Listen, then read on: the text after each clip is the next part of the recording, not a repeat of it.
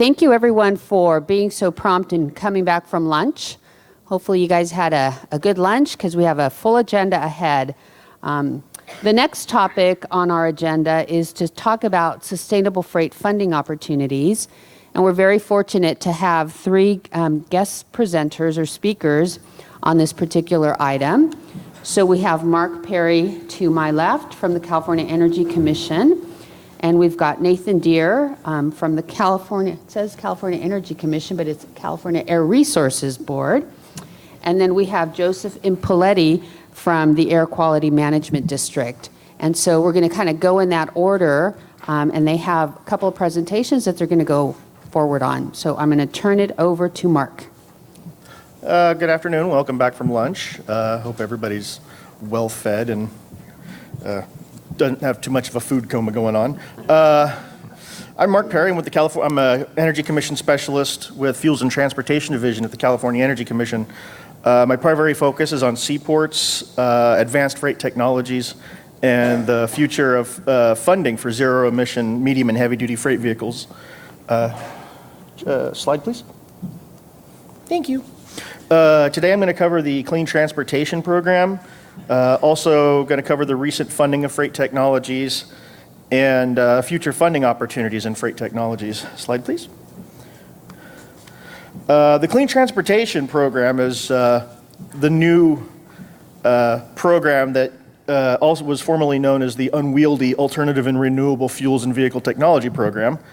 So we decided to change it to the Clean Transportation Program to make it a little bit more user-friendly. It was established by Assembly Bill 118 and took effect in January 1st, 2008, and was extended to 2024 by Assembly Bill 8 in 2013. The Clean Transportation Program is funded by vehicle and vessel registration, vehicle license plates, and smog abatement fees. The Clean Transportation Program has an annual investment of about $100 million, and those funds are used to accelerate the advancement and adoption of alternative fuels and advanced vehicle technologies, including low and zero-emission medium and heavy-duty vehicles and intelligent transportation systems. It also installs fueling and charging infrastructures for low and near-zero emission vehicles, and expand in-state production of alternative low-carbon renewable fuels, and to help us support the workforce in training in manufacturing and maintenance and repair to help meet the needs of the state's growing clean transportation and fuels markets. Sometimes not all of the funds are used for a fiscal year, and if that's the case, then they get rolled over into the next year, so they just don't disappear at the end of the year. Like for last year, we also get additional funding from the Greenhouse Gas Reduction Fund sometimes. Next slide, please. This rolled over from 2017 to 2018. During the 2018-2019 fiscal year, the Energy Commission, Fuels and Transportation Division had a budget of about $165 million to fund zero-emission vehicle infrastructure and advanced vehicle technologies and alternative fuel production. Next slide, please. The zero-emission vehicle infrastructure category was split into three subcategories consisting of the light-duty, publicly accessible electric vehicle charging infrastructures, like your cars and your any of the light-duty trucks that might actually exist. It covers the light-duty, publicly accessible hydrogen refueling infrastructure, and the manufacturing and workforce development. The alternative fuel production at the bottom of the table includes biofuels such as biodiesel, anaerobic digesters for natural gas, and other alternative fuels. The advanced vehicle technology, or advanced technology vehicle support is the category that covers the advanced freight, transit, and fleet technologies, including both vehicles and infrastructure. And this is managed to the unit to which I belong, which is the Freight and Transit Unit. Next slide, please. In the past, the Energy Commission primarily funded medium and heavy-duty vehicle and intelligent transportation demonstrations. The refueling infrastructure was secondary to the vehicles, and it had to be claimed as match share. In fiscal year 2017-2018, however, that changed. The Clean Transportation Program directly funded the demonstration of medium and heavy-duty battery electric vehicle chargers and hydrogen fueling stations, and will continue focusing on medium and heavy-duty fueling infrastructure through the fiscal year 2019-2020. The Freight and Transit Unit itself still has about $17.5 million in funds left over from the 2018-2019 fiscal year. Our team is currently working on grant funding opportunities for demonstrating refueling infrastructure for medium and heavy-duty zero-emission vehicles. This includes battery electric chargers and hydrogen fueling stations. Before we finalize the grant solicitation, however, we're going to host a public workshop to invite public comment, and we hope to have our workshop later on this year. Furthermore, the Clean Transportation Program received its typical allotment of almost $100 million for the 2019-2020 fiscal year, and we want to use a portion of those funds to support the adoption and deployment of additional medium and heavy-duty zero-emission vehicles. We have been hearing, and we agree that infrastructure is should be a priority. Now, we don't have all the details yet, but we want to make sure that the medium and heavy-duty zero-emission vehicles receive significant attention from the Clean Transportation Program. But without getting too far ahead of the Energy Commission, we hope to have our annual investment plan for fiscal year 19 and 20 finalized later this summer. And once that's released, that document will define our upcoming investments. Next slide, please. Thanks. If you want to keep abreast of our solicitations, I'm sorry. Well, one more slide, please. Thanks. I believe that last slide was for everything. All right, anyway, I'm sorry. If you want to keep abreast of the solicitations being funded by the Fuels and Transportation Division, you can go to the Clean Transportation Program listserv shown at the top of the slide. And this will ensure that you get emails of updates from the Fuels and Transportation Division, anything that we post, whether it's a solicitation or docket additions, including solicitations and grant funding opportunities. If you want to receive emails that only detail grant funding opportunities and contract solicitation notifications, you can also get on the Energy Commission solicitation listserv, which is detailed at the bottom of the page here. And while you can only get solicitation notices with the solicitation listserv, you'll get more than just the Clean Transportation Program. You'll also get notices from other departments like the Research and Development Division, Efficiency Division, Renewable Energy Division, and others, which can definitely help everybody meet their goals. You'll also receive notices about the programs available to you to help your energy consumption and reduce your overall carbon footprint. Next slide, please. Thank you. If you have any questions that might come up later after this meeting is adjourned, you can come up to me after the closing of today's meeting, or you can email me at my email address up there, mark.perry@energy.ca.gov. Thank you. Any questions for Mark before we move on to Air Resources Board, to Nathan? All right, none yet, maybe later. All right, so I'm going to turn it on over to you. Good afternoon, everybody. So just to start off, I'm Nathan Dean with the Air Resources Board. I work in the heavy-duty off-road strategies branch, but I work on a lot of incentive programs at my agency. And to start off, I was one of the ones that actually participated in the port tour yesterday.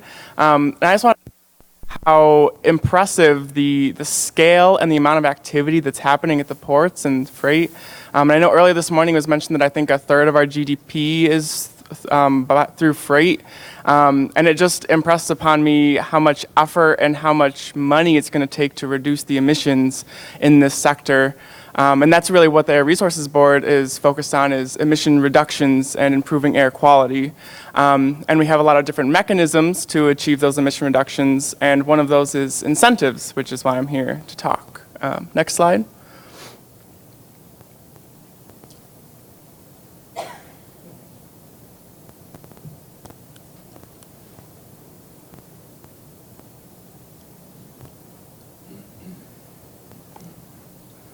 Our manual clicker isn't working.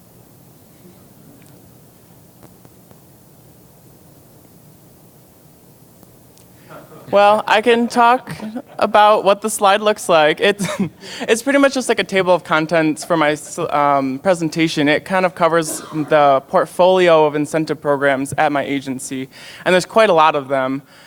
There's low carbon transportation. There's a program. There's an air quality improvement program. The Carl Moyer program. There's a VW mitigation trust. The funding comes from the VW scandal that occurred, and there's a community air protection program. So there's a lot of different programs at my agency that provides incentives. There it is. And each one has different intents and different requirements, and it's sometimes kind of hard to navigate through them all. A couple programs that I put on this slide, but I won't be discussing in too much detail, is first the farmer program. I just wanted to highlight it that it is a program at my agency, but it is intended for agriculture. So for the purposes of freight, it's not super pertinent, but if anyone has questions on that farmer program, I'm more than happy to talk about it.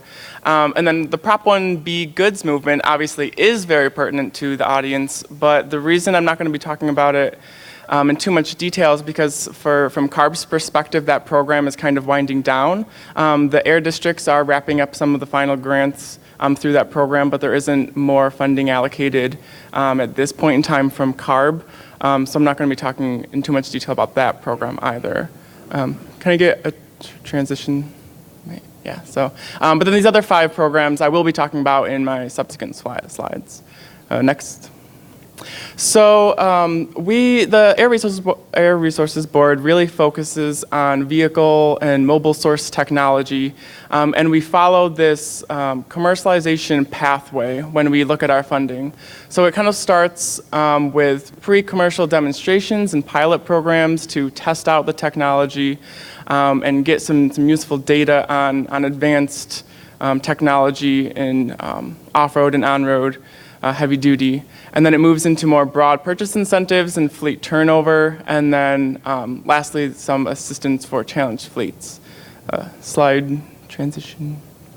So the first program, the low carbon transportation, it really is, there's a lot of programs within this pot of funding for early demonstration projects. It kind of covers a wide array of on-road zero-emission technology and off-road zero-emission technology. And then there's also programs within that for more broad purchase incentives, such as HVIP, if you're familiar. Next slide. So then moving down more through broad purchase incentives and fleet turnover, we have the VW Mitigation Trust. As I had mentioned, that program is from the VW mitigation, or the scandal that occurred, and there's funding available with its primary target for NOx reductions. Next slide. And then we have Moyer and AB 617 that are a lot more fleet turnover. They're really focused on reducing criteria emissions for the local air districts and local regional air quality. Those programs are implemented through the districts as opposed to statewide through the Air Resources Board. And then one more. And then lastly, AQIP is for the truck loan assistance program. So it's helping fleets get financing for new vehicles and filters that improve air quality. Next. Okay, so now I'll get into details of each one of these programs. This one is really the focus of what I personally work on, so I know a lot more about this one. But so the low carbon transportation and AQIP heavy duty and off-road programs, as I'd mentioned, one of the big focuses is demonstration and pilot programs. Over the last few years, approximately $380 million has been invested since fiscal year 14-15. And this is implemented through competitive solicitations through the Air Resources Board. So in order to participate in one of these demonstrations or pilots, the key that I would emphasize for this is really to develop partnerships. What we really look for with these solicitations is a group coming together. The grantee has to be a nonprofit or a government agency or an air district, and then they partner with a technology manufacturer who wants to develop a zero-emission piece of technology. They partner with an end user who wants to use the equipment. They partner with a data collection entity to analyze if the technology is working or not. So a real key to participate in this type of funding is those partnerships. And just to give an idea of sort of what types of projects this funds, it kind of covers a wide array of fuel cell and battery electric top handlers and locomotives, and pilot projects with zero-emission buses and on-road trucks, forklifts, and so there's a wide array of zero-emission technology that we've been demonstrating and plan to in the future. The HFIP program is implemented a little bit differently. It is a voucher program, so it's first come, first serve. To date, over $400 million has been provided for zero-emission, hybrid, and low-NOx vehicles. It's trucks and buses. But the way you participate in this program is an end user who wishes to buy a zero-emission or eligible piece of equipment just gets a rebate through the dealer. The dealership provides it. And so it's a very streamlined process for people to get funding for more commercialized types of cleaner equipment. And then a new program that we're developing is called Core Clean Off-Road Equipment Voucher Program. The intent is for it to be implemented similar to HFIP, and it'll be a streamlined process where the end user just buys a cleaner piece of technology, and they get a voucher for it. And we're planning to kick that off in the later part of this year. And currently we have $40 million available through that program. Another thing I wanted to highlight is that the funding for low carbon transportation comes from cap and trade dollars that's deposited into the Greenhouse Gas Reduction Fund. And then that's appropriated by the legislature. And a couple key points to those is that all of these projects really focus on getting a GHG emission reduction benefit. And as I mentioned, each program kind of has different highlights for what types of emissions it's targeting. So this one really targets GHG. And the other part that I wanted to highlight about that is that because the legislature appropriates this money to us annually, it can be different from year to year. So this last funding cycle for fiscal years 19-20, we've been appropriated $182 million. And that was just signed by the governor a few weeks ago. And one thing I'd want to encourage everyone to participate in is actually next Wednesday, we have a public work group to kind of discuss what that $182 million should go towards.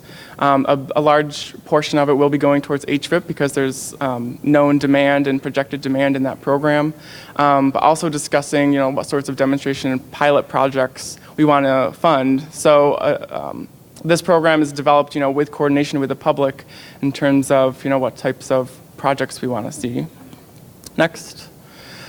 So the next program or two that I'll be discussing is the funding comes through the Air Resources Board, but it's provided to the air districts for more regional and local projects and their air quality needs. So I'm just going to be touching on it somewhat briefly. So the Carl Moyer program is implemented through the local air districts. It receives about $60 million annually. Some of the requirements are that there has to be a scrappage component to it. It has to be above and beyond regulatory requirements, and it has to be a fully commercialized piece of technology. And part of this is the intent of this funding is to get criteria, pollutant emission reductions, and have that, it's SIP creditable. I don't know if you're familiar with our state implementation plan. So the purpose of this funding is to try and get some of the non-attainment areas into attainment and get some local air quality improvements. So this one has sort of different requirements based on where the funding is coming from. And then on the right, I have sort of a list of just some of the freight types of equipment that is eligible under Carl Moyer. And to participate, you'll actually go to the local air districts. So I'm talking about it because the funding comes from ARB, but for participants, you'll go to the air districts and work with them to figure out, what types of projects and the solicitation process for that. Next. So the Community Air Protection Program, AB 617, Over the last 3 years, about $740 million has been appropriated to this program through AB 617. And as it stands now, it's implemented again through the air districts because it's really community-focused, local, regional, and it's eligible through either the Carl Moyer or Prop 1B sort of pipeline. So the way that those are implemented, this funding kind of helps projects that are in line with that. And then recently, other types of projects, such as stationary sources and community pilots, have become eligible. So here again, there's a lot of funding available, and this is another one where it's implemented through the air districts. So that'll be your first step wishing to participate in this type of program. And then I just wanted to highlight that the communities are a very high priority for this funding, and also zero emission technology. Next slide. So the last program I want to hit on, this one is more statewide, but again, it's technically implemented through the air districts. So there's several different categories, and each category is implemented by a different air district. But the key for this one is that if you want to participate anywhere in the state for one of these categories, you'll just go to that air district. So these have to be implemented statewide, all of the categories. So I've kind of highlighted the top 3 because those are the most freight-focused programs. So the first one, zero emission Class 8 freight and port drayage trucks. This one is implemented by the South Coast Air Quality District. And again, even if you're not in the South Coast and you want to participate, then you will go to South Coast to participate no matter where you are in the state. And so that one is appropriated about $90 million. This one is implemented via a first come, first served voucher. And as of, I believe the first appropriation is about 27 million, and then it'll get the further funding depending on demand and as the program progresses. The second program, zero emission freight and marine projects. I kind of have a list of what types of projects that can cover. And this is implemented by the Bay Area Air Quality Management District, and it's appropriated 70 million. But an important thing to know about this one is that it will be dispersed in at least 2 different chunks of funding. I believe 35 million and 35 million, at least 2 years apart. So there's going to be like a solicitation process for competitive projects, but it's not all going to be one $70 million lump sum at one time and you have to be ready for it. It'll be at least 2 different releases, at least 2 years apart. So if you want to participate, definitely be in tune with when those 2 solicitations are going to be released. And then the third category is combustion freight and marine projects. This will be implemented very similarly, and it has about 60 million, again, implemented by the South Coast. And this is also project-focused and solicitation-focused. Another thing is that all of the funding, the plan is to have the initial rounds of funding by the end of the year. So I have third quarter, fourth quarter of 2019 available. And then I also have the other categories under the VW Mitigation Trust listed. I won't be talking about them too much again because I kind of wanted to focus on more freight opportunities. But if you're interested in any of those other categories, feel free to reach out and I can help as best I can. Next slide. And that pretty much covers a lot of the incentive programs under the Air Resources Board. One other program I just wanted to highlight because there's a lot of interest in it, but it's not necessarily an incentive program. It's a market mechanism, is the LCFS, so Low Carbon Fuel Standard credits. So pretty much people who own fuel supply equipment can generate credits and then sell that on a market. So it provides an opportunity for people implementing zero emission technology to get an incentive, but it's a market type of mechanism. There again, if you have any questions on that program, feel free to reach out. I guess the main point is that there's a wide variety of opportunities, and it can be kind of complicated of which one you fit into. And then if you find one that you fit into, who do you go to? Do you go to the Air District? So it's hopefully I helped, and feel free to reach out to me if you have any questions. If there's any one of these programs that you are curious if you fit into, I can either answer it or direct you to the correct staff in all of those different programs to hopefully get some projects up and going. questions for Nathan? Michael. Mike is on his way.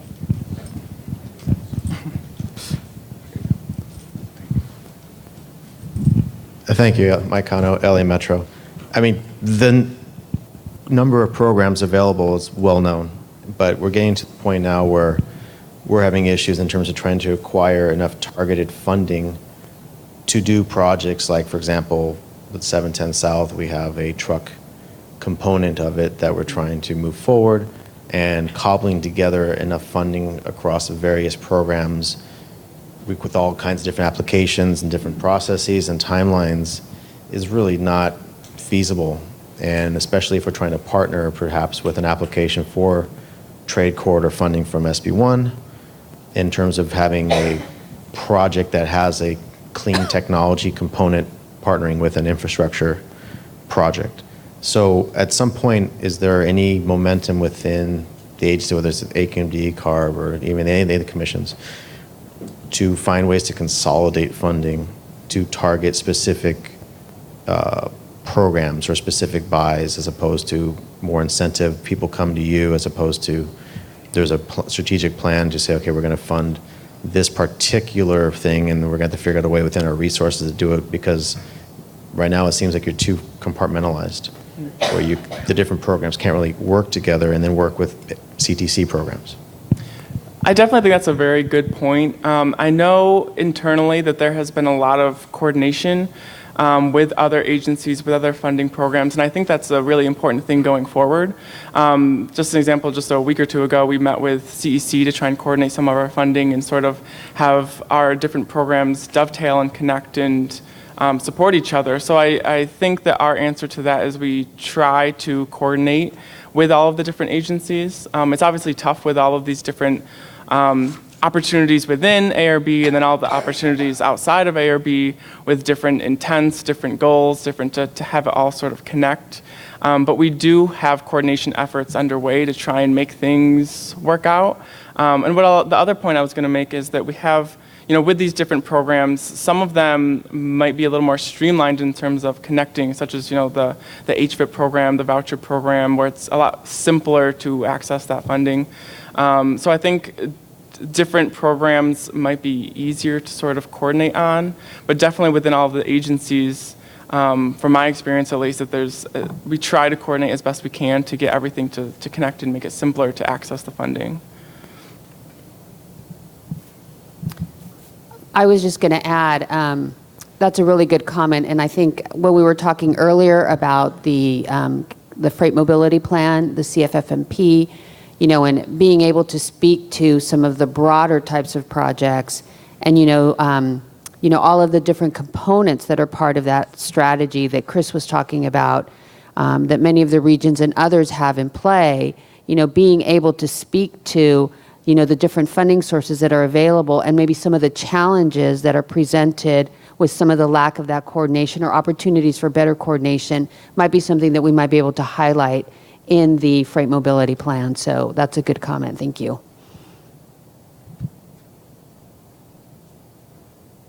All right.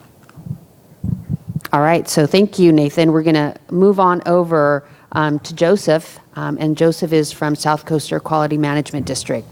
I'm going to step down here. My name is Joseph Impoletti. I'm the demonstration manager in the Technology Advancement Office of the South Coast AQMD. The Technology Advancement Office was established back in 1988, and it has primarily two groups in there: the Tech Demonstration Group, which I manage, and that group initiates research, development, demonstration, and deployment projects to develop and demonstrate and commercialize clean air technologies. Then, once they do come to that point of being commercial products, then our tech implementation group has incentives like Nathan has talked about, all those incentive programs that we utilize those programs to accelerate the deployment of those technologies. Next. The Clean Fuels program, which is part of our demonstration also established in 1988. We get our funds, we get $1 from the DMV registrations in LA County, the urban areas of LA County, San Bernardino counties, all of Orange County, Riverside, and part of the Coachella Valley. And what we do, since that is not a lot of money, $13 million, to do the kind of things that we want to do and that we need to do to clean up our air in the South Coast Air Basin. So we leverage other funds from the ARB and the CEC.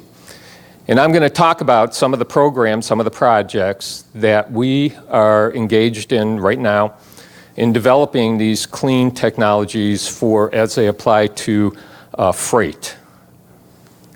Next. First project I'd like to mention is our zero emission cargo transport. It's a fuel cell drayage truck project. This was funded by the Department of Energy. The project started back in 2014, so it's been going on for a long time. There were a lot of delays initially just in setting up the program and doing the contracting. The program consists of development of 7 drayage trucks. 6 of those are fuel cell, hydrogen fuel cell powered drayage trucks. 1 is a CNG hybrid. 6 of the 7 vehicles and integrations are complete. 4 trucks are currently in demonstration at the Port of LA and Port of Long Beach. We're using, as you see down in the right corner, that photograph there, that is our temporary hydrogen fueling that we use to fuel the trucks.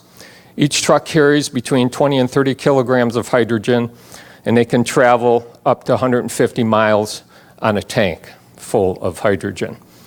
The funding, like I mentioned, $10 million from the Department of Energy, and then $10 million from the South Coast and our funding partners, which include the ports of LA and Long Beach, the CEC, and SoCal Gas. Next project here, this is our zero emission drayage truck project. This project is unique in several different ways.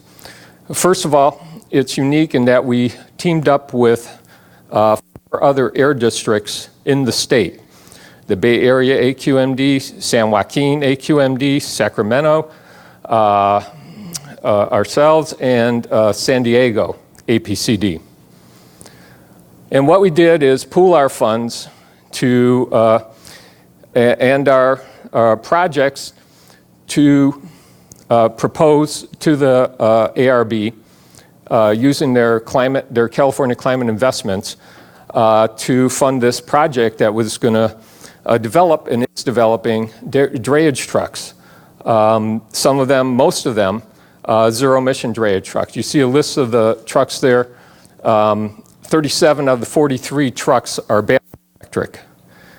And then the other are a mix of CNG and diesel hybrids. And they're going to be demonstrated across the state. In fact, they're in demonstration right now in the ports of Oakland, Los Angeles, Long Beach, and San Diego.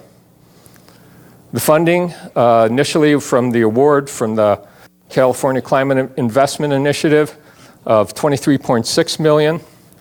And then we matched that with the air districts pooling their money for another $10.4 million, and then $6 million from our technology providers. This is one of 2 premier programs that we believe is going to push the battery electric truck to commercialization, to the first commercialization products here in California. First of all, Daimler, which is the largest manufacturer of trucks in the world. Daimler is engaged in a program with us to develop 20 trucks, electric trucks. 5 of those will be Class 6 trucks and 15 Class 8 trucks. Also part of the project is EV infrastructure. They'll have level 2 and DC fast charging, and they'll also be experimenting with energy storage so that they can eliminate some of the loads during peak hours. Funding from this, most of the funding, this is one of the biggest projects that we've engaged in. 13 million of that, 15.7 million, is from the AQMD, and then also the ports in Long Beach, and the US EPA has also put some money in there. And then Daimler Trucks North America contributed 15.7 for a total of 31 million for that project. And at the end of the project, which will end in about 2021, they will have a commercial product that they will start deploying. Now, this is going to be in small numbers, and they will be limited. In area, we're talking maybe tens, maybe hundreds of vehicles, not a lot over the years. And then slowly they will ramp up. Next slide. Our next project is with Volvo. Volvo is the second largest manufacturer of heavy-duty trucks in the world. This project was awarded another one from the California Climate Investment Initiative.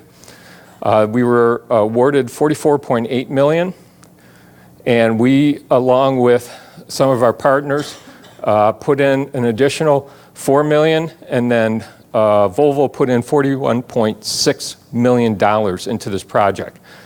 The project is going to reduce their footprint, integrating zero-emission equipment, renewable solar on the rooftops of the warehouses, of where these trucks will be deployed. And solar will be used for charging the trucks. Also, they'll be deploying about 28 trucks total in the project.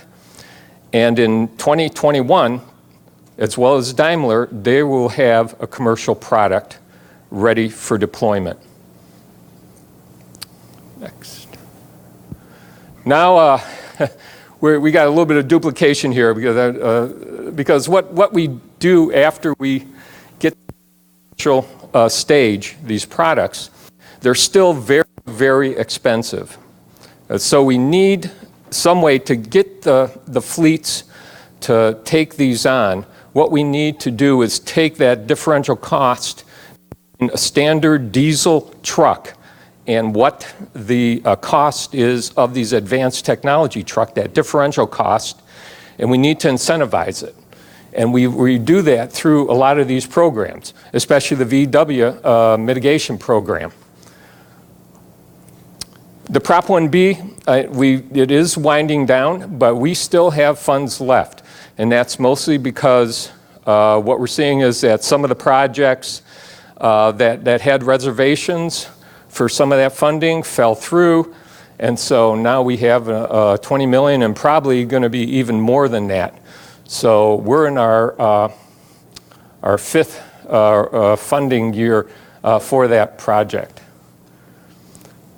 And as Nathan mentioned, the Carl Moyer program, we also utilize that. And this is very helpful in accelerating the introduction of near zero and zero emission technologies because it awards those that are ready for deployment before they are required.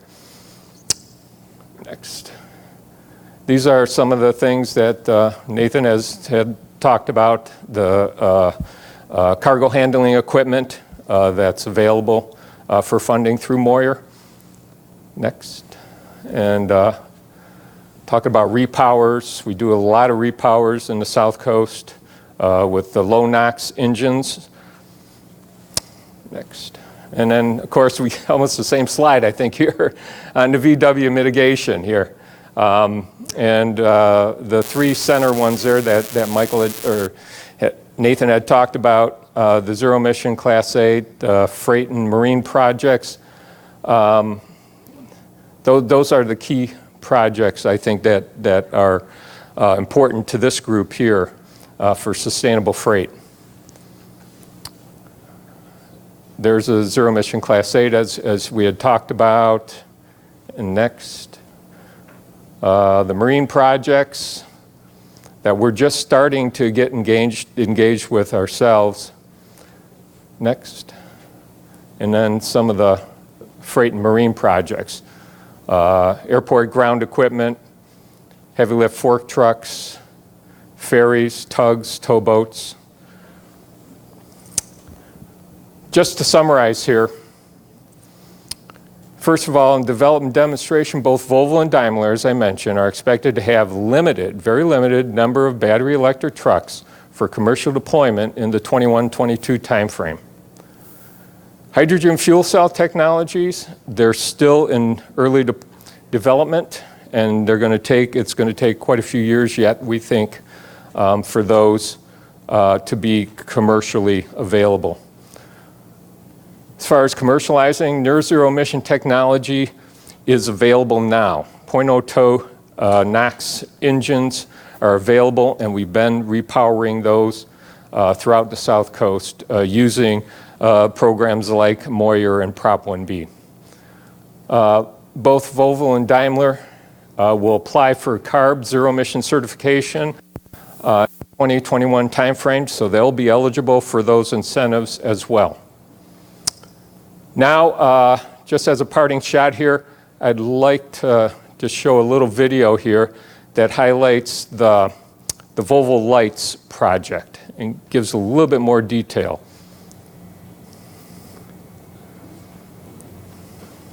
Southern California, an innovative project called Volvo Lights is underway that has the capability to transform the way we transport goods in our urban centers. The project will demonstrate the ability for battery electric heavy-duty trucks and equipment to reliably move freight between Los Angeles' two major ports and inland warehouse facilities with less noise and zero emissions. Volvo Lights is an extraordinary union of public and private stakeholders that have the expertise, capital, and commitment to propel battery electric freight movement beyond the demonstration phase into a widespread reality. The project will demonstrate innovations critical for the commercial success of battery electric freight movement, from advancements in vehicle technology and charging infrastructure to a comprehensive sales and service strategy. Tech Equipment owns the West Coast's largest network of full-service heavy-duty truck dealerships. Through the Volvo Lights project, we are offering fleets the ability to lease battery electric trucks for real-world trials. The maintenance and repair crew at our Fontana dealership will be fully trained and equipped to meet the service needs of fleets operating these advanced zero-emission trucks. One of the onboard technologies we're most excited to use at Dependable is the remote diagnostic, which will alert tech equipment in advance when our battery electric trucks need maintenance so that we can maximize uptime. Having confidence that the trucks can reliably complete the routes is critical for NFI. So we're looking forward to road testing Volvo's self-learning driveline control algorithms that optimize energy usage and range. A mix of public and private electric chargers will be installed at truck locations. These smart chargers will use Greenlawn's cloud software to integrate with Volvo's truck telematics to balance the needs of the vehicle, facility, and utility grid. To further mitigate grid impacts and energy costs, Dependable is also integrating on-site solar panels and hopes to garner the benefits of Second Life batteries at our Ontario facility. In Southern California, Trillium is building one of the nation's first publicly accessible fast-charging truck stations. This will enable fleet operators to recharge as needed while out on routes. We believe wide-scale electrification is the future of transportation. Through the Volvo Lights project, our team at Southern California Edison will be developing a grid impact assessment and developing strategies to ensure that we can provide reliable and cost-effective power to commercial fleet operators. We're excited for this project to be one of the first applicants to our Charge Ready Transport program introduced in 2019. Our colleges are committed to doing our part to improve air quality in our local communities. We are excited to build upon our partnership with Volvo to ensure that repair and service technicians that graduate from our program are ready to support these next-generation zero-emission trucks. At Rio Hondo, our students are excited for the opportunity to use Volvo's first-of-its-kind augmented reality-based training program. Volvo Lights is part of California Climate Investments, a statewide initiative that puts billions of cap-and-trade dollars into our communities, reducing greenhouse gas emissions, strengthening the economy, and improving public health, particularly in disadvantaged communities. Follow our project journey at lightsproject.com.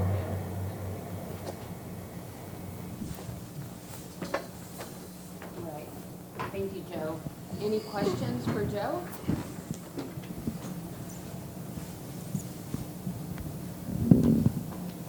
All right. Any questions of any of our panel members, either for Mark, for Nathan, or for Joe, before we wrap up this segment?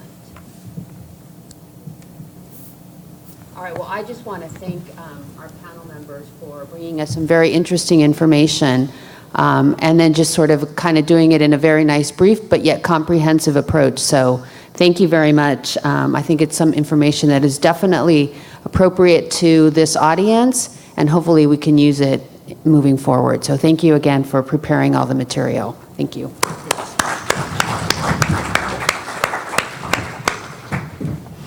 Well, don't go away. We have another very exciting presentation coming up from you. It's on logistics mitigation fee study. And so for this one, we actually have Laura Lee Moluna from the Riverside County Transportation Commission, who's going to kind of walk us through a study that they're working on. So welcome.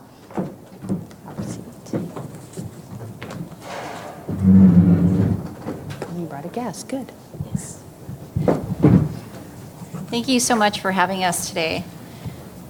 Again, my name is Laurel Moluna from RCTC, and we're going to be providing you with an overview of our logistics mitigation fee nexus study. And with me today, I have John Standiford, our Deputy Executive Director, who's going to go ahead and kick off our presentation by giving you some background on what led us to this nexus study effort. Thank you, Laurel, and thank you to everybody for coming back from lunch. It's hot out there. It's cool in here, though, so I'll try to keep you interested and engaged. Before I get into the presentation, just want to say that the freight and logistics industry is an important part of the Inland Empire economy, and it's an important part in Riverside County. It has created jobs. It has created economic opportunities, but it's also created its share of impacts to the communities and concerns. Needless to say, it can be a very controversial topic and a controversial industry in many of our communities. And we've been, over the last couple of years, working on developing a fee program to possibly mitigate the truck congestion impacts of some of these facilities on the freeway system in Riverside County. So let's go to the next slide.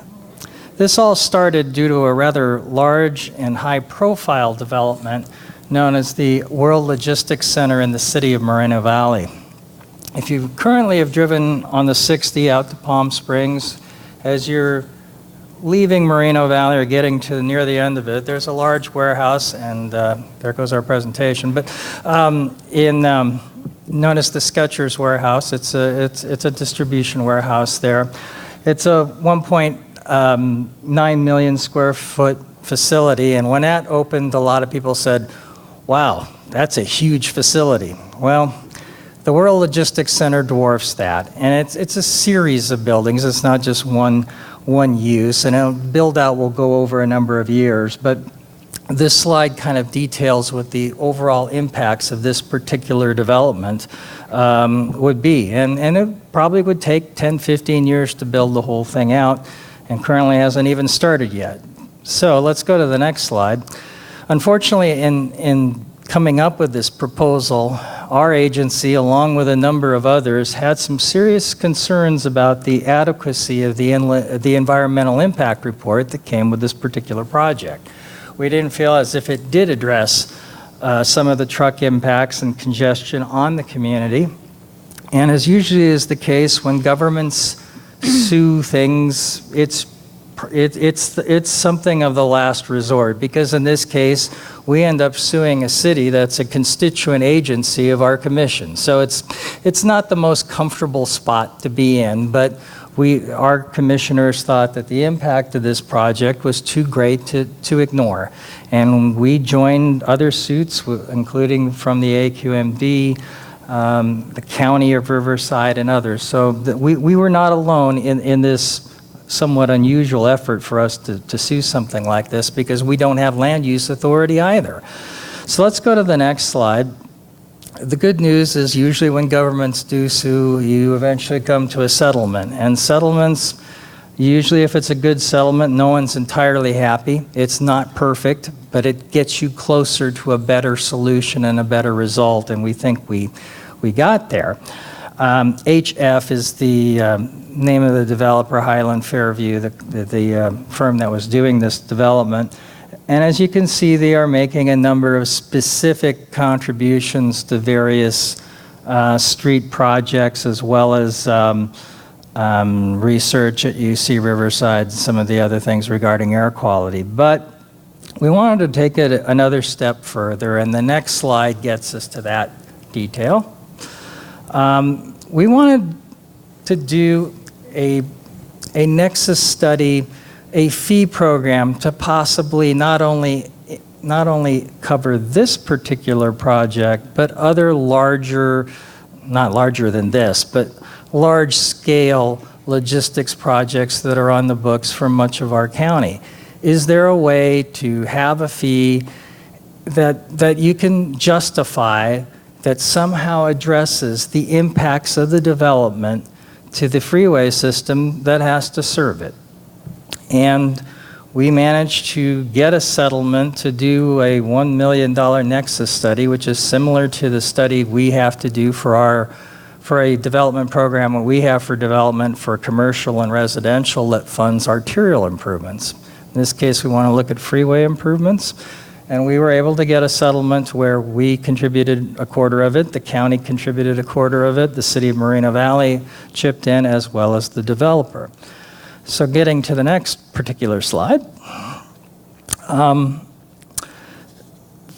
key here is if we could get an approval of this, the developer would pay 65 cents per square foot for that development. The development that we looked at before, those 40 million square feet. So I'm not good at doing math at the top of my head when I'm speaking in front of people, but nevertheless, get that fee covered when move-in happens, and then utilize it for various projects. And this would need approval we wanted to do it county-wide, or at least through most of the counties, to have city approval in the county to do that. And there are some time parameters on when this would happen. That clock has recently been stopped because the litigation for this, our litigation's over, we've settled, but there are still some other lawsuits challenging this environmental impact report from environmental groups. So theoretically, the developer still doesn't have to kick in. We don't have to implement this or complete it yet, but we actually have, so we're ready to go.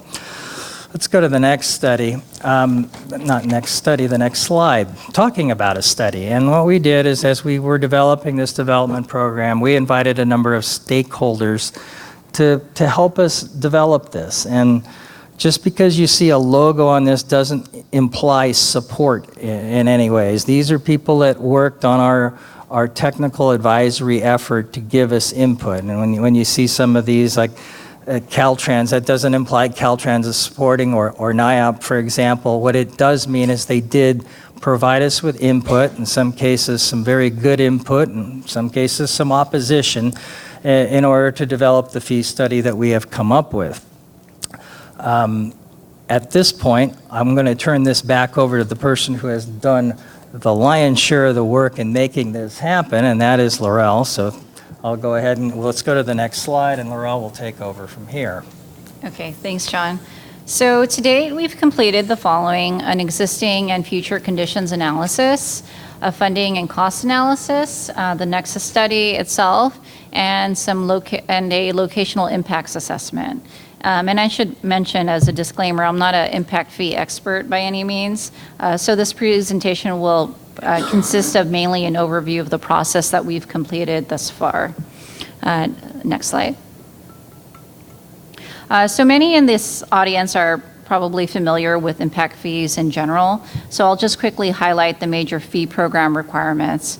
The important thing to note is that the Fee Act requires that the fees be roughly proportional and that they do not have to exclusively benefit from the infrastructure, but can substantially benefit from the overall improvement in regional mobility. So a question that we're often asked is, well, why would a development in the city of Lake Elsinore, for example, have to pay if they're not directly adjacent to State Route 60 or 215? And part of the answer is that the fee is put towards regional highway projects, and in rough proportionality contributes to the overall improved traffic flow throughout the county. So next slide. So a fee program could mitigate for existing deficiencies, and pass-through trips are excluded from the impacts.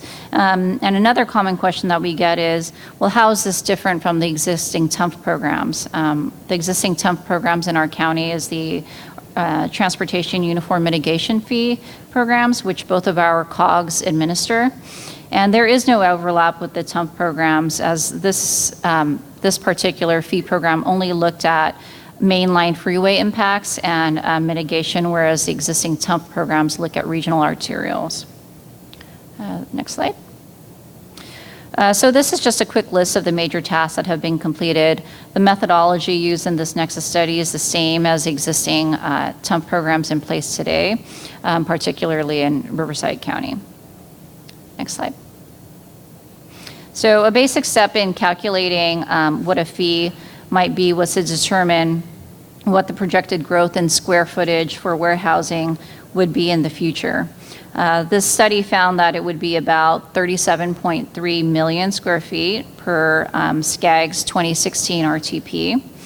EDD employment trend forecasts estimated about 32.6 million square feet. However, the study erred on the side of caution and used the more conservative number. And the 37.3 million was used as a denominator in the fee calculation. Next slide. So the forecasted truck trips indicated that the biggest increases in truck flows would occur on the 60 and 215 and throughout much of Western County. Next slide. This is another map of the whole county, and as you can see, there are no red spots found in Eastern County based on the projected truck trips. A Nexus study is typically updated every 5 years to determine if conditions change, so it's not to say that if the Nexus study were updated down the line that those colors would not change as well. Next slide. So the next step in the process was to attribute the share of impacts and adjustments for the following factors.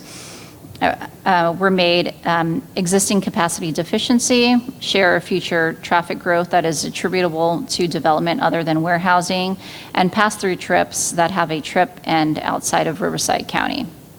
Next slide. So if you were to take all of those red marks on that map that I showed previously and list them alongside the potential project improvements, you would get this list, which I won't go through in detail, but includes 19 potential improvements identified ranging from mainline widening to the addition of auxiliary lanes. Note that the percentage deficiency attributable is on the far right and ranges from less than 1% to about 57%. Next slide.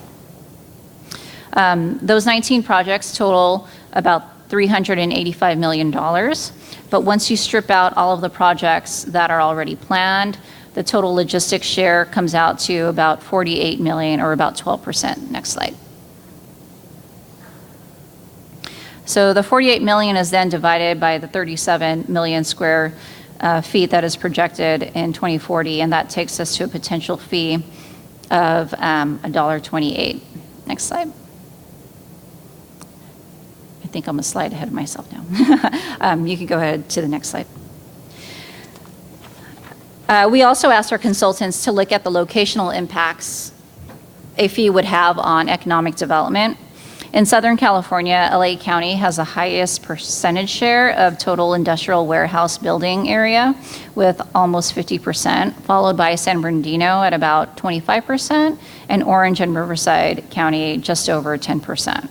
Next slide. They also looked at the average new construction cost for a 500,000 square foot warehouse. They found that LA is the highest at over $160 per square feet, followed by the Inland Empire at about $115 per square feet. Next slide. And recently, WRCOG conducted a comparison study of various development impact fees in Western Riverside County. They found that the average total development cost in Western Riverside County for an industrial building per square footage was about $121.10, and a potential fee of the 128 that I pointed out earlier would increase the total development cost by about 1%. And the table there shows the total cost and return of $136.10. And if you less the return, then you get the $121. So next slide. So this is another graph that compares the fee costs in Western County, Coachella Valley, and San Bernardino County. The current average impact fee costs are about 80 cents higher in San Bernardino County. If a $1.25 per square foot fee were implemented, it would make the Western Riverside average about 50 cents higher. Next slide. So in summary, they found that a potential logistics fee would likely have limited impacts on demand for warehouse development in Riverside County. The impact would be about a 1% increase. The total development cost for LA County will continue to be much higher than the Inland Empire.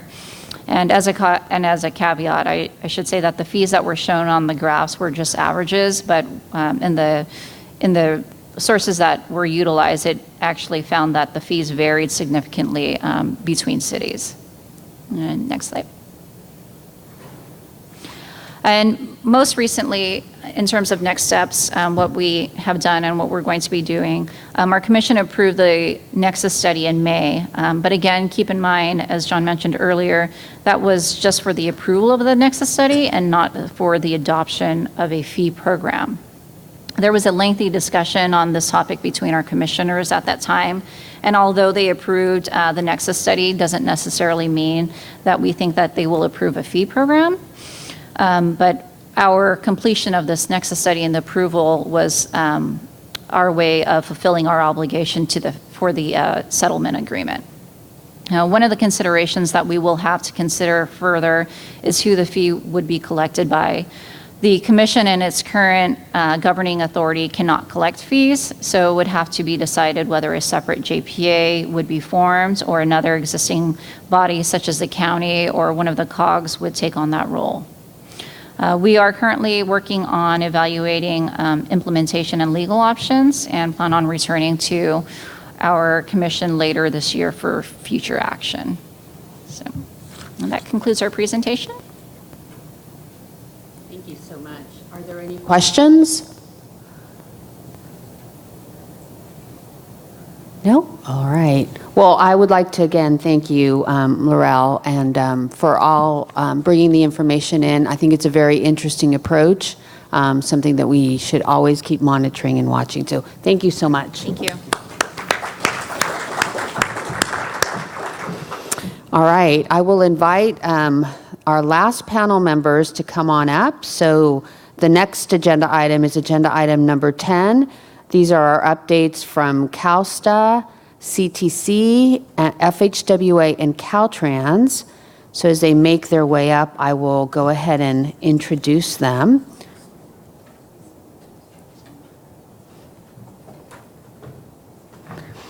So representing FHWA is Tasha Clemens. So Tasha is the Director of Program Development at FHWA California Division.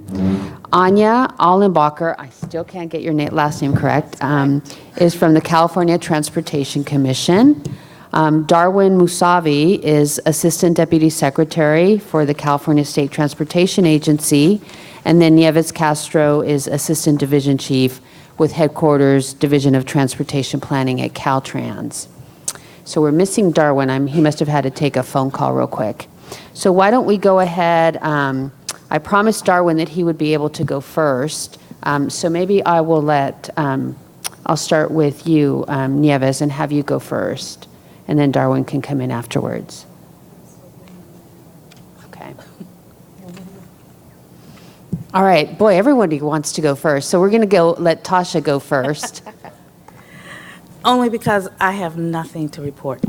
No, that's not true. Good afternoon, everyone. It's really great, again, to be here with you guys.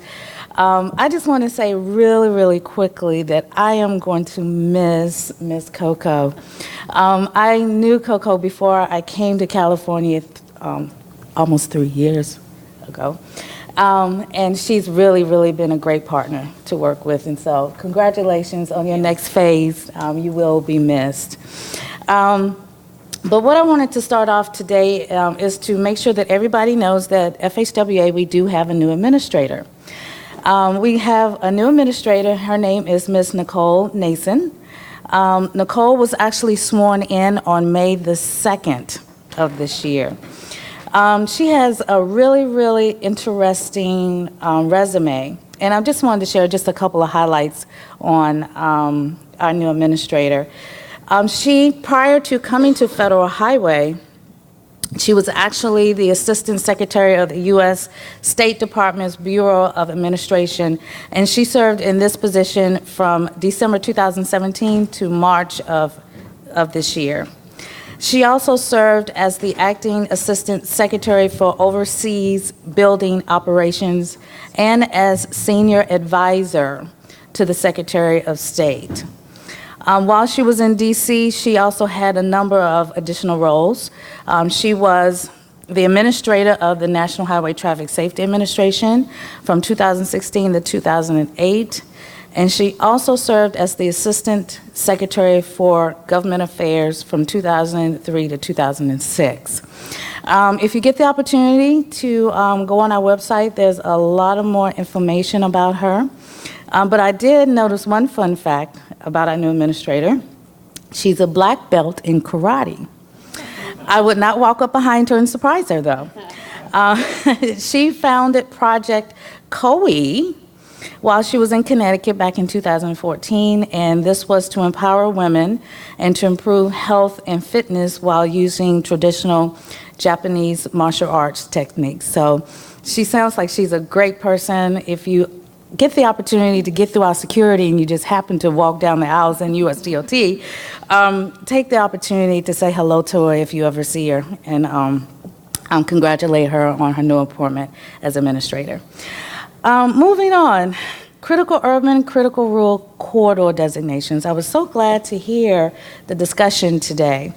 One of the things that I'm very excited about is the fact that I'm here, that I'm part of these discussions, because this gives me the opportunity to be an advocate for us here whenever I receive a phone call from headquarters to find out, well, what's going on in California.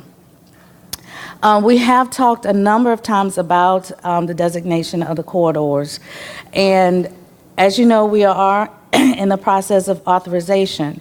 Not saying that this will happen or has happened, but if I do receive a call and there's a question as to what is California doing to designate the remaining miles, I have a story to tell, and I have a timeline to share. We don't know what's going to happen and how this is going to play out in the new authorization, but if there is a question about California, I have something that I can say. Back in March of last year, that was when they actually shared with us the percentage of miles that have been designated around the country. Total for urban and rural was less than 30%. I tried to get an update on those numbers, and I couldn't get anything. So I believe that this is not just a California issue. I think that the states across the country are struggling in designating these corridors. I would say it could very well be a benefit if we could get the remaining corridors designated before authorization. I don't know which way it will go, but I think that here in California we have a story, but I think the story is not different from any other state in the country. There was a question the last time during one of the meetings as to whether or not I could share some additional stories or the numbers on what states are doing. I don't have that information to share with you, but I did mention that our headquarters office is working on a tool, and this webinar tool will be available hopefully before the end of the summer. I said to you the last time during the summer, and what happens, as you probably know on the federal side, before we can publicize anything, it has to go through public affairs. So this tool is actually going through public affairs to make sure that they have all the T's crossed and all the I's dotted before it can actually go live. They are proposing that this tool should go live by the end of this summer, and it will show the entire country all the designations around the country. So we were thinking about trying to have someone from our headquarters office to come during one of the CFAC meetings and to talk a little bit about how states are struggling or what they are doing as far as getting these corridors designated, as well as to talk a little bit more about the state freight plans. Unfortunately, I was told because this is an authorization year, we're not sure of our funding. That would be something that we could either have someone from my headquarters office to dial in, or maybe later on in the year possibly invite them to come down and participate in the CFAC meeting. Again, the message that I wanted to share is that I think that this is not just a California issue. I think designating these corridors is something that the entire country, they just don't know which way to go, and we're sort of waiting on the edge of our seats to see what the authorization is going to look like. Authorization, I have nothing new that I can share with you. Our headquarters office, I know that they are working very diligently in our freight office on policy. But they would not give me any indication as to what that policy would be or how freight is actually going to look in new authorization. As a matter of fact, I was told that if anybody did give me any information, it would probably be incorrect. So we're all in the same boat, waiting to see and hear what the new authorization is going to look like. As it was mentioned earlier, once Caltrans concludes the new 2019 freight plan, it will not come over to Federal Highway for review until after authorization. If you can remember, it's not just Federal Highway that review and approves all state plans, it's all modes. And we do take 60 days for our review. So once we have a new authorization and we have a better understanding of what the numbers are, and Caltrans can then put together the investment plan to make sure that it is federally physically constrained, then that's when we will do our due diligence and go through a review for an approval. Lastly, training. I mentioned to you the last time that there's a number of different training webinars, web-based training that's available through NHI. And Caltrans has solicited a couple of different trainees through NHI for freight that they were interested in hosting. But as you know, hosting NHI courses comes with a large ticket. It's very, very expensive. So what I've decided to do, because you know I'm the government, I'm here to help, I did have the conversation with Caltrans as well as our headquarters office to work on some of these trainings that our headquarters office can actually deliver here at Caltrans at no cost. We do have a couple that we're working on, but I have asked Caltrans and we're working on just coming up with a complete list of what they want, what they think will be beneficial to deliver here. And our headquarters office has agreed to do their best to deliver some of this training. So stay tuned. We're hoping to bring some training as well as additional workshops here to California that focuses on freight at no cost, just possibly finding a venue where it would be easy to get the freight audience here to participate. So with that, that's all that I have to share. I don't know if there any questions. If you have any questions about authorization, I can answer them. Yes. I have a question with Carrie. Tasha, quickly, any news or information on the last infra round and when awards may be announced? No, I have not received anything. Headquarters right now, they're kind of tight-lipped on a lot of things.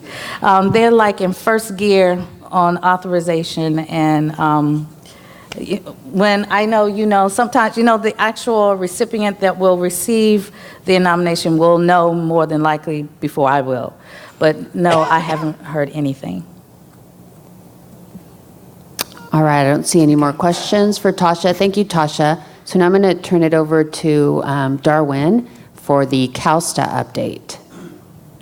Great, thank you, Coco. Can you all hear me? How about now? If you keep talking, it'll go. Yeah, okay. I'll just talk and maybe eventually, Or try. or I can talk loudly. Or we'll swap it out. Here. Let's see. All right. Now is this one? All right, there we go. Whoa. All right. Well, good afternoon, everyone. Thank you for sticking around. I just wanted to start off with, I did mention earlier our new management at CalSTA, but I wanted to dig a little deeper on that. So we do have a new secretary who started July 1st. Some of you may have seen the announcement several months ago, but we're happy to finally have him up in Sacramento. So Secretary David Kim directly comes to us from Hyundai, where he was the Vice President of Government Affairs over in Washington, D.C. Prior to that, he actually comes from FHWA, where he was the deputy administrator there, second in line at FHWA, and held various roles at, in the Obama administration at Federal Highways for the course of 8 years. With Secretary Kim, we also have a new Undersecretary Alyssa Canove, who comes directly from Metrolink. Prior to that, she actually worked with Secretary Kim at FHWA as well, where she was the CFO. So we're happy to have both of them and excited for this new management that we have, and you know, there's a lot of changes to come at state government and the transportation sector. Many of you may know that we have an acting Caltrans director. We're hoping that there'll be a Caltrans director announcement, you know, obviously in the coming months. So stay tuned for all of those changes. Shifting gears a little bit, I wanted to take a minute or two to talk about the Transportation Decarbonization Alliance. So the state of California in 2018, or the Transportation Agency rather, on behalf of the state of California in 2018, joined an international coalition of cities, countries, subnationals, regions, and companies who have come together to commit to decarbonizing the transportation sector by 2050. So this is a large group of individuals, and you know, California has taken that leadership on, where the United States, at a federal level, hasn't made that commitment. We thought that it was important to show our commitment, given our state goals on climate that we have, specifically to the need to reduce emissions in the transportation sector. Transportation makes up more than 50% of the total emissions in the state of California. And in doing so, in joining that call to action, we've been involved in various efforts through the Transportation Decarbonization Alliance, or the TDA. One specific one that I wanted to mention is that the TDA is currently doing a call to action for zero emission freight vehicles, and they're basically trying to build a coalition of the willing to sign on to a call of action around the world. And I have a handout that I'll hand out in a few minutes, but we wanted to ask all of your agencies to consider or to look into potentially getting support to join this call to action. I think the more voices we can get together, the better. I'll pass out that information in a bit, and I'm happy to both answer questions about it here or follow up offline about any questions you may have once you see the handout. But those are my updates, and I'll hand it back to Coco. Any questions for Darwin? All right, I don't see any questions for Darwin, so now I'm going to turn it over to Anya from CTC staff. Good afternoon. My name is Anya Allenbacher, and my update from the CTC is basically just going to be about the Trade Corridors program. So I want to give a staff update. For those of you who don't know, Don Chesser, who's been the program manager for the Trade Corridors Enhancement Program, is now the Deputy Director of Programming at the Commission. So Lori Waters and I are taking over the Trade Corridors Program. Some of you might know Lori Waters from the Active Transportation Program. So we're excited about that. We do have a proposed schedule for the program, which is based on the feedback that's already been received and the freight mobility plan. Basically, the differences between this schedule and the one that was proposed in March is the application due date and the month that the program will be adopted. And currently, the application due date is in April, mid-April, and then the adoption would be in August of 2020. That's where it stands right now. It could be updated in the guideline workshops. So we do have a workshop scheduled for August 13th. It'll be at the San Jose City Hall. We're still waiting to confirm the time, so stay tuned for that. The topics that we're going to be discussing at this workshop is basically going over what happened in the first workshop and then reviewing cycle 1, what went well, what didn't. Some other topics we want to discuss are should we continue the outlined priorities? Should they be updated?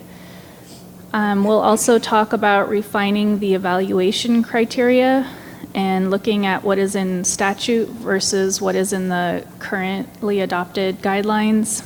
So, for example,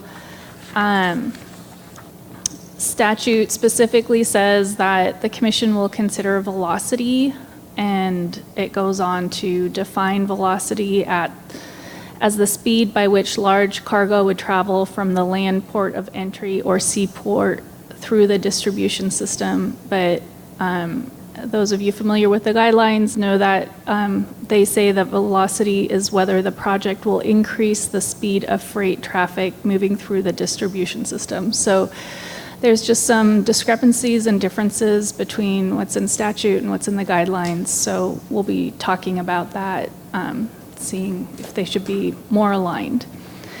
And back in May, the Commission kicked off the SB1 program's performance metrics work group.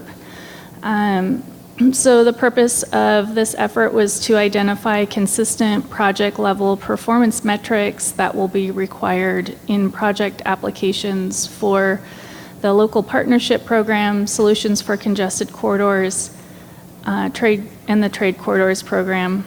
And the idea was that the Commission will use this information to identify and report project level and program-wide accomplishments to the public and the legislature.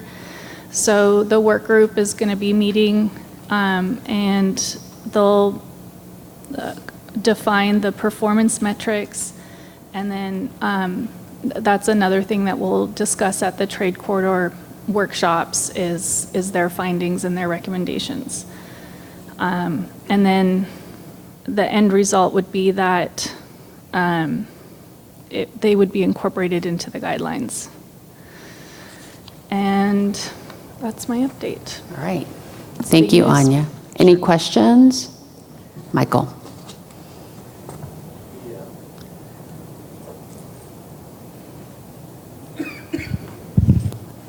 Michael Cano, LA Metro. Welcome aboard, and we'll be in a lot of communication with you over TSEP. One of the things I did want to confirm again is that we're very appreciative last cycle that our request for consideration for language that helps tie TSEP to infra was created and approved with your help, because we needed to go to DOT to show them that there was a commitment of state funding should there be federal funding made available. Given the high level of leveraging required, that helped us, the DOT confirmed it, and we need to figure out a similar mechanism with this current cycle, given it's a 3-year cycle, while infra is an annual program, it is continuing. So we'll be in communication with you about that. That is something that we're very much stressed that we need finding ways to allow us to leverage TCEP funding with federal funding, because it's very difficult to have separate parallel programs without some kind of Right.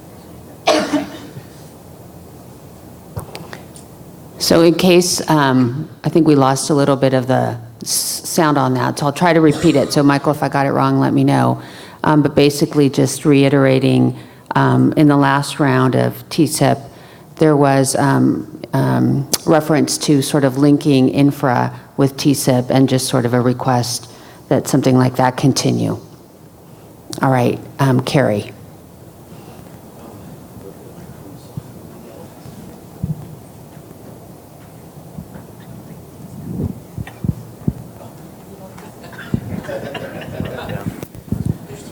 I'm the new mic runner. Thank you, Darwin. No problem.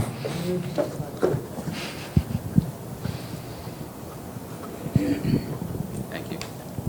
A few questions. One, the workshop you said is August 13th. I don't see it on the website. That was just decided recently, or was that notified? Because I wasn't unaware of that one, because we all would possibly want to participate. Secondly, the performance metric effort too, because I think at the first workshop we had in, I think, January at Metro, a number of us indicated desire to participate in that, having been through a gory process with our TCIF audits. And so very eager to provide input to that. Yeah, so Laura Pennybaker from our planning team is spearheading that work group. And I'm not sure who's on it, but I do know that they plan on meeting. And I'm not sure when the date for the workshop was decided. Okay, and then I know it's sorry, the August commission meeting is in San Jose, and so I think it's meant to coincide with that. And then last question for the TCEP, you said applications be due approximately mid-April of next year, right? Yeah. And then with that, are you currently, as a placeholder, assuming the same level of NHFP funding with possibly a slight inflation factor per year? How is that being handled? So I think that's something that we're hoping will come out in the workshops. So I don't have any information on that. I think we're waiting on the plan to see what is put in there. And then I think we're also just going to be discussing all of that in the workshops and getting your input.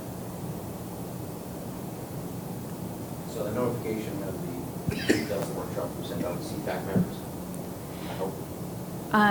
Yeah, I can make sure. I'm not sure how it's been done in the past, but I'll make sure that's on the list. And I think the details will probably be published as soon as we have a time.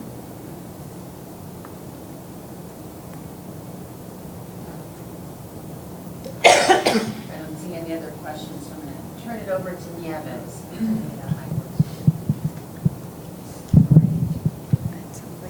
Sounds like it's on. Good afternoon. So I have a couple of updates. First, the M580 Corridor Multimodal Freight Network Optimization Study. Caltrans has selected CPCS Transcom as the consultant for the M580 Corridor Multimodal Freight Network Optimization Study. Caltrans is working with the consultant to execute the contract documents over the next few weeks and issue the notice to proceed. Work should commence later this summer. The M580 corridor focus area for this study includes the waterways between ports of Oakland and Stockton, as well as other parallel transportation infrastructure. The purpose of the study is to assist Caltrans, regional and local agencies, port operators, trucking representatives, rail operators, and private sector companies with identification and prioritization of investment opportunities to efficiently manage assets and equipment, promote business growth within the region, reduce transportation costs for the private sector, reduce congestion on I-580 and I-80 corridors, reduce greenhouse gas emissions and criteria pollutants, and help optimize the M580 corridor through an analysis of the supply chain to identify inefficiencies and increase freight efficiency. Second, our statewide truck parking study. Caltrans issued a no award for the statewide truck parking study request for proposals. Caltrans will re-advertise the study hopefully within the next couple of months. And lastly, Caltrans Division of Transportation Planning has a new division chief, formerly Chris Schmidt. Marlon Flournoy will start on August 1st. Many of you probably already know him. He is our planning deputy in District 3, and he spent a year or so over at State Transportation Agency.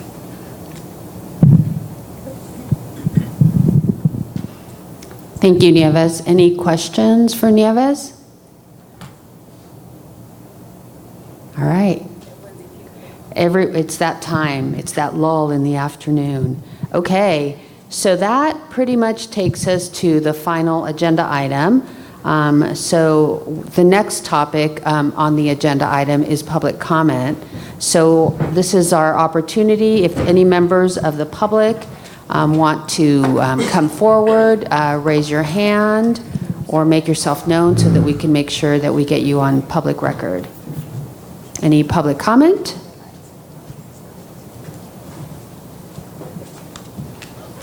Seeing none, let me do a quick recap of the action items because we do have a few of them.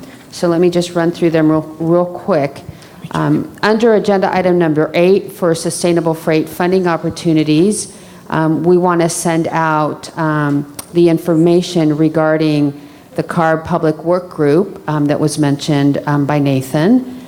And then for agenda item number 10 are just a recent update that we had with FHWA, CTC, and CalSTA and Caltrans. We will send out information regarding any of the FHWA training or workshops that become available. It would be good to send out the notice regarding the decarbonization call to action that Darwin mentioned. We're going to work with CTC staff to make sure that the TSIP workshop on August 13th, when the details are known, that we get that out to CFAC members as well.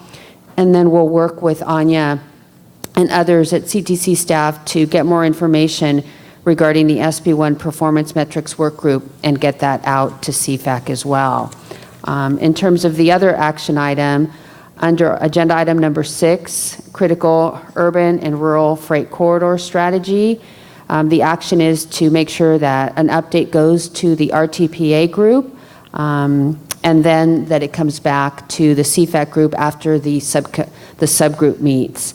Then under the California Freight Mobility Plan, the action item was to form a special meeting, and by meeting I don't mean it has to be an in-person meeting, it could be a webinar of CFAC members to sort of go over what gets delivered and put together regarding the corridor and regional approach in terms of Chapter 8 that Chris Schmidt talked about. So those are the action items. If I missed any, now would be a good time to, nope, I'm hearing none.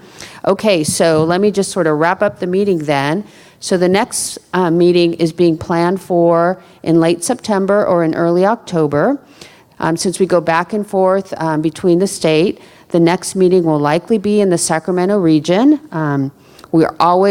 We love when people host CFAC. So if anybody is interested in hosting the meeting, just let any of the Caltrans staff or me know because we'll put you on the list and we'll be happy to be hosted by you. We'll send out a save the date notice as soon as we can, as soon as we get a location and the dates are confirmed. Before you leave, please return your name tag, because we do reuse them for future meetings. And we are actually concluding a little bit before 3 o'clock. So thank you all so much for your active participation in CFAC. And we look forward to chatting with you in late September or in October. And thank you to the Caltrans staff and to our AV folks in District 7 for hosting us. So thank you.